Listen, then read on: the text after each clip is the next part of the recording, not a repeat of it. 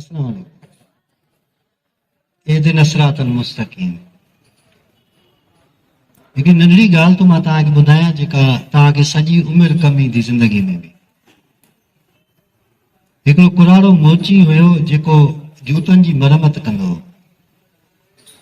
हुनजी आदत हूंदी त उहो सचाई सां कमु कंदो, पोइ जॾहिं कुराड़ो थी वियो त हुनजा ॿ पुट हुया, हिकिड़ो वॾो पुटु ऐं ॿियो नंढो।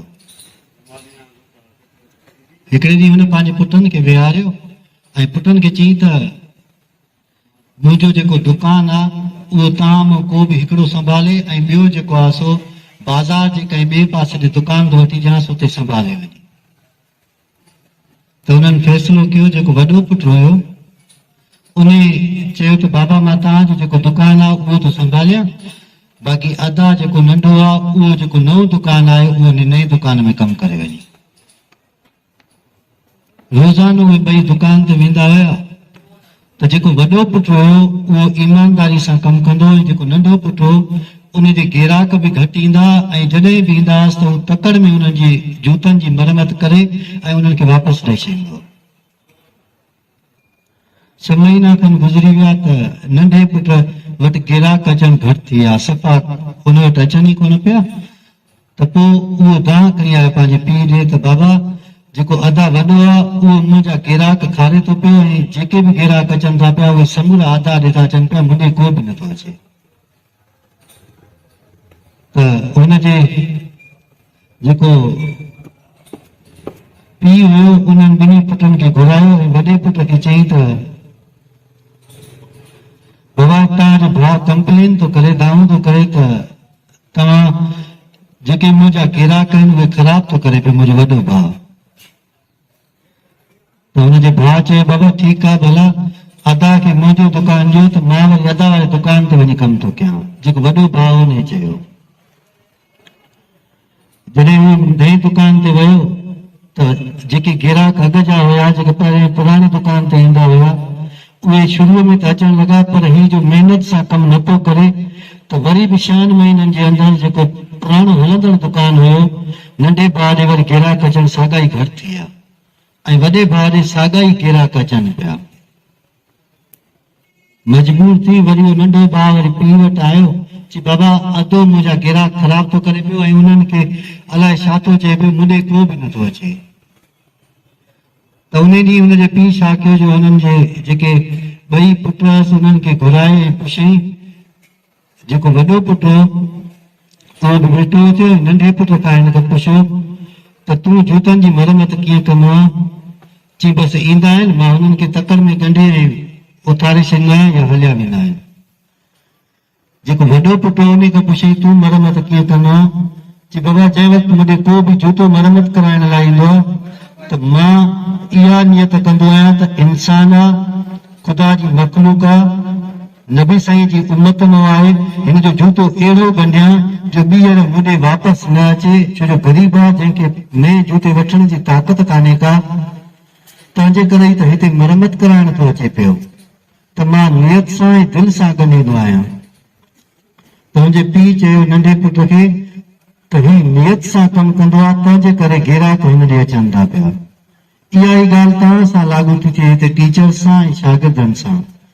जेको बि उस्ताद नियत सां ईंदो आहे इहो सोचे त मन हिकिड़ो शागिर्द सुधरी पए या कुलई सुधरी पवनि त उन जो नाम सदाई रहंदो आहे, ऐं जेको नियत न करे ईंदो आहे बसि चवंदो आहे मिड़ई कमु कयां, मजबूरी आहे, रोज़ वञिणो आहे, त पोइ उनजो नाम निशान न रहंदो आहे ऐं उनजे ग्राहक बि न ईंदा आहिनि, उनजी तारीफ़ बि न थींदी आहे। ऐं तव्हां शागिर्दनि में बि ईअं ई आहे, जेको इन नियत सां ईंदो आहे त मूंखे पढ़णो आहे ऐं अॻिते हली अफ़सर थियणो आहे त उहो कामयाबु थींदो, न त बाक़ी जेको आहे कामयाबु न थींदा आहिनि। मोहम्मद अली बक्सर तव्हां ॿुधो हूंदो, उनजी एतिरी पंच में ताक़त हूंदी जो हद खां घणी। त हिकु दफ़े कंहिं इंटरव्यू में मोहम्मद अली बक्सर खां पुछियो त स्किल वॾो ऐं कम जी हूंदी आहे या विल पावर यानी हिमत? त मोहम्मद अलीअ चयो त जेको विल पावर आहे या हिमत आहे वधीक भली हूंदी आहे स्किल खां या हुनर खां। त उन इंटरव्यू वारे चयसि इन वरी कीअं? चई जॾहिं मां कंहिं आपोनेंट सां या मुखालिफ़ सां विढ़ंदो आहियां त उन ई पल हुन जी पंच मूंखे किराए विझंदी आहे। जॾहिं मां किरी पवंदो आहियां त मुंहिंजी स्किल मूंखे किराए छॾियो, पर मुंहिंजी विल पावर मूंखे हमेशह हिमत ॾींदी आहे त मां ॿीहर उथां ऐं इन्हनि जो मुक़ाबिलो कयां ऐं हुन खां खटां। जॾहिं बि मां हिते रोज़ ईंदो आहियां स्कूल, इन विल पावर सां ईंदो आहियां त अॼु कुझु वरी नओं कंदुसि, अॼु नवां छोकिरा स्कूल में आणाईंदुसि ऐं जेके कमु कनि था पिया उनखे बहितर नमूने सां कंदुसि। मां जॾहिं हिते नओं आयो हुउसि त कुझु दोस्तनि ईअं चयो साहब नओं आहे थकिजी पवंदो, पर मूंखे 8-10-12 साल थिया आहिनि, रोज़ानो इन ई एनर्जीअ सां ईंदो आहियां जंहिं बि जॻह ते कमु कयो आहे ऐं ईअं ई कमु कंदो आहियां, थकबो न आहियां। छो जो मुंहिंजो विल पावर शायदि ई हिते कंहिं अहिड़े माण्हूअ जो हुजे जेतिरो मुंहिंजो मज़बूत आहे, बग़ैर कंहिं ख़ौफ़ जे। बसि चाहींदो आहियां इहा नियत करे त जेके 250-300-500 ॿार अचनि था पिया, जेकॾहिं इहे 500 ॿार निकिरी विया त उन्हनि जी सॼी उमिरि तब्दील थी वेंदी। सिर्फ़ 25 साल तव्हांखे लॻंदा ऐं पोयां जेका सॼी उमिरि हूंदी तव्हांजी औलाद सुठे नमूने सां खाईंदी पीअंदी ऐं सुठी नौकरीअ ते हूंदी। ऐं तव्हांजो वॾे में वॾो दुश्मन उहो उस्ताद आहे जेको तव्हांखे ईअं चए थो त मिड़ई पढ़ ऐं तूं वञी मैकेनिक ते कमु कर, उन खां वधीक तव्हांजो को दुश्मन आहे ई कोन। छो जो उहो तव्हांजी ज़िंदगी, तव्हांजी नसुलनि जी ज़िंदगी बर्बाद थो करे पियो। ॿ शयूं कयो, जेकॾहिं पढ़णो आहे त निजो पढ़णो आहे, जेकॾहिं कमु करणो आहे त कमु ई करणो आहे। छो जो जेको इहो ईअं वञी होॾे वञी वापसि थो वञे हितां पढ़ी सिर्फ़ु इम्तिहान ते अचे ऐं सर्टिफिकेट वठी थो वञे त न उहो पढ़ियल थो रहे, न वरी मैकेनिक ई सुठे नमूने सां थो थिए। ऐं अहिड़ा माण्हू जेके विच धरा हूंदा आहिनि न, दुनिया में ख़तरनाक माण्हू उहे ई हूंदा अथव, अधु पढ़ियल ऐं अधु जाहिल। ऐं असांजो मुआशिरो उन्हनि सां भरियो पियो अथव, जेके अधु पढ़ियल आहिनि ऐं अधु जाहिल आहिनि, डिग्रियूं अथनि पर शऊर अथनि ई कोन। जेको इंसान पाण सां सचो आहे ऐं पाण महिनत करे थो उहो ई अॻिते निकिरंदो, बाक़ी न त जेके तव्हां रोज़ानो अचो था पिया बसि तव्हांजी रुगो हाज़िरी लॻंदी पई ऐं तव्हांखे कंहिं बि क़िस्म जो फ़ाइदो कोन पवंदो पियो। जेके बि कमु अथव पंहिंजा पका कयो ऐं वक़्त सां उन्हनि खे मैनेज करण जी कोशिशि कयो।